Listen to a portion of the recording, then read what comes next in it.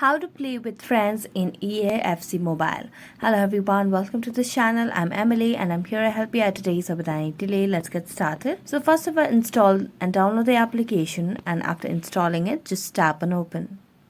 Now after launching the application, it will be showing you to the user interface something like this. So first of all, you need to enter your birth month and your year to play. So just select any of these over here. And it will now start loading you to the official home page and the user interface of the application on your device. So you just have to make sure that you have the stable Wi-Fi connection to keep on continuing and processing the whole process. Now here you can log in to start by saying logging in through your EA account or your Facebook, or just play as a guest. So I'm going to tap on guest over here.